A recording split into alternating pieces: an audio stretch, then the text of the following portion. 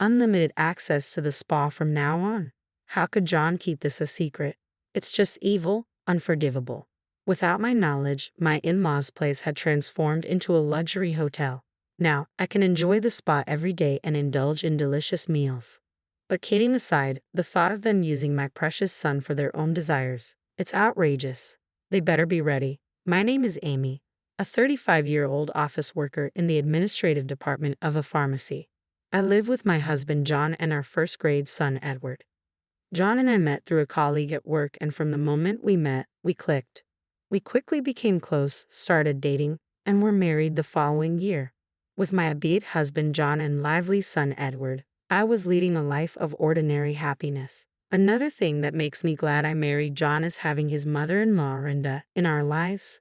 Having lost my mother early, I was raised by my father. My mother-in-law, who I barely knew as a mother figure, treated me like her own daughter since the start of our marriage. Amy, do you have any plans this Sunday? Why don't you and Edward come over for dinner? She would say, always treating us to delicious meals. When Edward was younger, she was a great support for my parenting struggles, even helping to pick him up from daycare when I couldn't leave work. Edward grew very attached to her, and spending Christmas at my in-laws had become a tradition for our family. Amy, your mother-in-law really is the best, isn't she? My colleague Emma would say, listening with an envious look. It was Emma who introduced me to John. They had been friends since college. Emma, with her bright personality and many friends, joined the company with me. We were close enough to share work frustrations, family matters, and personal issues. The pharmacists and other staff were kind, and the company had excellent benefits. Emma and other colleagues with children continued to work full-time as before our pregnancies. Recently, John's been saying he has to work on weekends and isn't home even on his days off, I said, sounding a bit discontented. Are you suspecting him of cheating? Emma laughed. That's laughable. But it was true. John had been away from home more often. Dad, are you working again today? Edward asked, wanting to play with John. I have to work, sorry, John said apologetically. I couldn't say anything back, feeling proud of John for working hard for our family. Little did I know back then that such dedication would turn into such a terrible betrayal. Rock, paper, scissors. Oh, the worst, I sighed. My workplace is usually closed on Sundays and holidays, but about once a month, we're on duty for the hospital gate on Sundays. Accordingly, our pharmacy also opens. It seems Christmas is our turn this time. We played rock, paper, scissors to decide who would work. Unfortunately, I lost. I wanted to spend Christmas at my in-laws, but no choice. I have to do my best, I muttered to myself, only to be chuckled at by the friend sitting next to me. It's not funny, I said to her. She laughed and apologized. Sorry. This woman is also an officer, and we met at the daycare. Her son Henry and Edward are very close, and our families have become friends. We used to go on trips together, though we've been too busy lately. Her husband Tom is also a kind and gentle person. Her name is Isabella. I call her Henry's mom, or Isabella. By the way, Isabella, thanks for playing with Edward in the park last Sunday when I had to work. When John had to take care of Edward on weekends, today I played with Henry in the park, Edward told me. When I asked John about it, he said he ran into Henry and his parents at the park by chance and played together. Really? I asked John, but his vague response frustrated me. By the way, mother-in-law called and said she's looking forward to Christmas. I can't make it, but have fun. I can't go because of work, so it looks like Christmas will be without me this year, I told Isabella. Mother-in-law sounded very disappointed when I told her I couldn't come, but maybe I'll put John to work and have him do a thorough house cleaning. It's been a while, she said, sounding quite excited about the idea.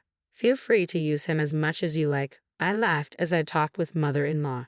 It was close to Christmas when this happened. I was working a late shift that day and had to do some unexpected overtime. I hurriedly tried to contact John but couldn't reach him. I ended up calling my son's mobile phone. Mom, are you done with work? Edward answered the phone with a cheerful voice, happy to hear from me. Sorry, Edward, Mom is working late. Can you put Dad on the phone? But Edward said John wasn't there. Wondering where they could be, I said, Hello, Amy. It must be tough working so late. John called and said he's going to be late because of work, mother-in-law said. Hello, Amy. It must be tough working so late. John called and said he's going to be late because of work, mother-in-law said. She told me that while she was preparing dinner in her house. John called her. Sorry, Mom. Amy's on a late shift and I should get home early, but I have to work overtime. Please help. After saying that, John hung up and couldn't be reached again. I was furious with John's actions. He hadn't contacted me at all, thinking maybe he wouldn't get caught. I rushed home. John still hadn't returned, and at the dinner table were mother-in-law and Edward, eating. Mother-in-law said she was happy to have dinner alone with her grandson. Even though I apologize, I really respect mother-in-law. John came home late that night. Hey, about work, you promised to take care of things when I have a late shift. Can you at least keep that promise? I said quietly, what can I do? It's work, I muttered to myself. John raised his voice and even suggested that I quit my job or become a part-timer. When John met me, he praised me for working in healthcare, but that John who said such nice things is no longer here. Our current lifestyle is also thanks to my income. Even though I'm an equal partner to John, he's been doing less housework lately and hasn't been taking care of Edward either. And this guy, hey, you're not cheating, are you? I looked at John with cold eyes. There's no way. You're overthinking, Amy. He suddenly changed his tone and put his arm around my shoulder. That said it all. John has always tried to appease me like this when he's lying or feeling guilty. How dare he cheat? He better be prepared. I was glad Edward was asleep. I didn't want to show our son such an ugly fight. From then on, we acted normal in front of Edward, but when it was just the two of us, we hardly talked or even made eye contact. When I told my colleague Emma about what happened, she said, "That guy is the worst. Let me know if you need anything." That was a cool thing to say. Days passed, and before I knew it, it was Christmas Eve. Take good care of Edward, will you? Say hello to Renda for me, I said to John, but as usual, he didn't even meet my eyes. I'm off then, he replied indifferently, and John and Edward left for my in-laws' house. What's with that attitude? It's so annoying, I thought to myself. I spent a lonely Christmas Eve alone in our eerily quiet house. There was no contact from John, but thinking he was having a good time with mother-in-law gave me a little peace of mind. I remembered mother-in-law saying she'd make John clean the house. I wondered if he was being worn out by chores and couldn't help but feel a bit of schadenfreude. Little did I know John was doing something unthinkable at that time. Christmas Day was busy with quite a few patients. Fortunately, I didn't have to work overtime, so I left work and went straight home. I planned to join my in-laws the next afternoon and spend the holiday with mother-in-law. Might as well enjoy some alone time for a change. As I was thinking this, my mobile phone rang. It was mother-in-law. Thinking it was going to be a complaint about John being lazy, I answered, "Amy, Merry Christmas. You must be tired from working on Christmas. You did great." Mother-in-law's voice sounded kind, not irritated at all. "Merry Christmas, Renda. I wish I could have spent it with you too. Is Edward just playing games?" When I asked, mother-in-law fell silent. Even after calling Renda's name a few times, there was no response. I wondered if it was a bad signal.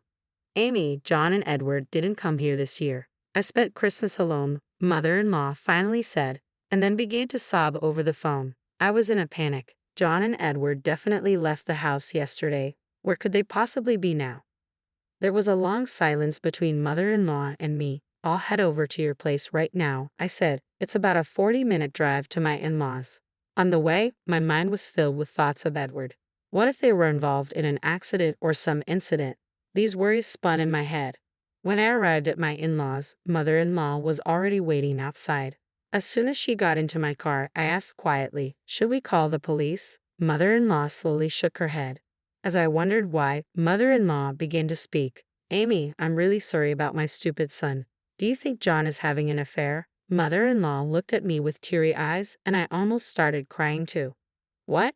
Actually, that's when I remembered something and hurriedly drove to a certain place. When we reached our destination, I called Edward's mobile phone. "Hello? Is Dad nearby?" I asked. "Yeah, he's here. Come quickly, Mom," Edward answered immediately. Even though we have been apart for only a day, Edward's voice sounded dear to me. "What is it, Amy?" "I'm busy right now." I heard John's voice on the phone, sounding like he wanted to end the call. Immediately, hearing that voice made me feel intense loathing, wanting to confront him.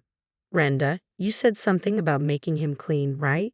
So, are you at your parents' house now?" John's response on the phone was calm. "Yeah, That's right, Amy. I can't wait to see you. When did he become so adept at lying as easily as breathing? I thought to myself, should I have quit my job? Should I have tried harder at home? But none of that justifies an affair. Oh, Sorenda, you started a luxury hotel. Does that mean unlimited spa access? How could John keep this a secret? I won't forgive him, I said in a low tone filled with hatred. On the phone, John seemed quite flustered by my accusation. His silence prompted me to continue. Hey, come out of the room. This is the luxury hotel I always wanted to visit. You said it was too expensive, remember? As I spoke fluently, John seemed to give up. I'm sorry, he said in a barely audible voice. I found this place using the GPS on Edward's mobile phone. This hotel, not far from my in-laws, was the place I wanted to visit. The fact that John, who said it was too expensive for me, was enjoying himself here with his mistress infuriated me. Perhaps it showed on my face because on the way to the hotel, mother-in-law kept apologizing. It was then that I found out for the first time that when I worked late shifts, mother-in-law was almost always the one taking care of Edward. I hadn't noticed because she would return home before I got back. John, who was terrible at cooking, used to buy ready-made food, and if mother-in-law tried to cook, he stubbornly refused her. Looking back, that must have been his strategy to keep me from finding out. Even during that short time, John was so enthralled with his mistress. Mother-in-law initially believed John was really working, but as his absences increased, her suspicions of an affair naturally grew. The climax was when mother-in-law saw John walking arm in arm with an unknown woman, looking intimate. She debated whether to consult me but decided against it. The main reason was that she didn't want to lose the chance to see Amy and Edward. Mother-in-law sobbed in the passenger seat, knowing she cared so much for us. Tears streamed down my cheeks too. Mother-in-law was more considerate of me and Edward than John ever was. This time, John had contacted her, saying he would spend some rare time alone with Edward, but asked her to cover for him, saying he'd be at her house. Mother-in-law, suspecting a lie, worried about Edward and contacted me. I despised John from the bottom of my heart for involving so many people, I thought bitterly. At the hotel, after explaining the situation, we were made to wait in the lobby. Then, a man and a woman with guilty expressions on their faces emerged, along with Mom. I was getting bored. I played a law with Henry, who was Edward's friend from daycare. Henry looked around and said, "Looks like my dad hasn't arrived yet." He seemed a bit disappointed. John's mistress was Isabella, another mom from the daycare. I wasn't sure how long the affair had been going on, but these two fools had boldly involved our children. Apparently, they had told their sons that their respective parents would join them later. How despicable. John had booked 2 rooms, one for the children and the other for themselves. So repulsive. Thanks to the hotel's kindness, mother-in-law and I were allowed to stay in a room for a while, where she looked after the children in the other room. Isabella having an affair with my husband and then talking to me normally at committee meetings was unbelievable. I spoke in a calm tone. What I thought Amy hadn't noticed anything. It was so funny. Isabella laughed. What is this woman? I never would have guessed that Isabella, who seemed so fragile and beautiful, was actually this spiteful. I stared at her quietly, pondering the unpredictability of people. John himself seemed a bit taken aback by Isabella's true nature. This woman, without being asked, happily began to talk about how and when she started her affair with John. Their relationship began when our children were in senior kindergarten. On a day I was sick and couldn't attend a parent meeting, so I asked John to go in my place. It was Isabella who made the first move. We had known each other as families and had each other's contact information. From that day on, they began to communicate more frequently. It started with complaints about their spouses but gradually turned into personal conversations. Soon, they began meeting more often, and it didn't take long for their relationship to become romantic. But now it's all over. What a pity, Isabella chuckled. Her nonchalant attitude heard loud and clear. I said, "You seem quite relaxed for someone about to face serious consequences." Ignoring her surprised look, I stood up decisively, facing my bewildered husband. I said, "Come on, get up and check out. I've called a ride for you, so get ready quickly," I said with a slight smile as I left the room. Seeing Isabella's face twitch a bit from my remark felt oddly satisfying. Now begins the hellish drive. The trip isn't over until we're home, I thought to myself. After checking out, as we headed to the parking lot, Henry ran joyfully towards the person he was waiting for. Henry's dad, Tom, Isabella's husband. Sorry to keep you waiting, Henry. Have you been good? Tom said in his usual calm manner. Dad, can Edward and I go home first? Mom and you need to talk, Henry said gently, and the two boys happily got into my car. Thank you. We'll have a long talk on the way home, I said, glaring at Isabella. I had learned from contacting Tom that he was supposedly at work and Isabella had lied about visiting her parents far away to come here. Both of them were utterly despicable. I was forced to come here because John threatened to use Edward to ostracize Henry at school if I didn't. Isabella started with a shallow lie. Really? You seemed so eager to tell me everything just a while ago. I continued calmly. Isabella laughed. What is this woman? I thought, staring at her quietly, pondering the unpredictability of people. John himself seemed taken aback by Isabella's true nature. She happily began to talk about how and when she started her affair with John, and it was unbelievable to hear. Their relationship began when our children were in senior kindergarten. On a day I was sick and couldn't attend a parent meeting, so I asked John to go in my place. It was Isabella who made the first move. We had known each other as families and had each other's contact information. From that day on, they began to communicate more frequently. It started with complaints about their spouses but gradually turned into personal conversations. Soon, they began meeting more often, and it didn't take long for their relationship to become romantic. But now it's all over. What a pity, Isabella chuckled with a nonchalant attitude. I said, you seem quite relaxed for someone about to face serious consequences. I ignored her surprised look, standing up decisively, facing my bewildered husband. I placed the voice recorder with our earlier conversation in Tom's hand as Isabella desperately tried to grab it. Don't bother. I have another copy just for myself, I said, smiling as I got into my car. As I drove away, John's pathetic voice called out from behind, Wait, what am I supposed to do now? Go home alone. Oh, but I thought you might feel lonely, so I arranged a ride for you too. I pointed behind John. Behind him stood my colleague Emma and her husband, who was also a friend from college. Apparently, John owed him a big favor and couldn't stand up to him. I glanced over and saw they were already scolding him. Emma gave me a look that said, Leave it to me. Though my husband was a disappointment, I was lucky to have supportive people around me. As I expected, everyone's ride home was hellish. Isabella desperately denied her relationship with John in the car, but no one believed her with the voice recorder playing. Eventually, she admitted to having other affairs. I don't know if John was serious, but he was the one being played from the start. The reason Isabella targeted John was so petty because Edward got the lead role in a school play over Henry. I was furious. I planned to make him pay a hefty alimony. Henry's custody went to Tom, of course. He said he was going back to his parents' place, a bit far away. John came home late that night, looking like a ghost. It seems like he got a good scolding from Emma and her husband. John always said his college friends were very important to him, as if it were a mantra from the beginning of our marriage. Now, because of this incident, John probably won't be invited to their gatherings anymore. It's nothing but karma. He brought this upon himself. He should regret it. What angered me the most was that every time he met his mistress, John told Edward, Today it's a secret between us men, okay? Don't tell Mom. Edward kept that promise and never told me anything. When I found out, I was moved to tears. John and I successfully finalized our divorce. You stupid man, how can you face your late father now? Don't ever show your face again, mother-in-law said, slapping him.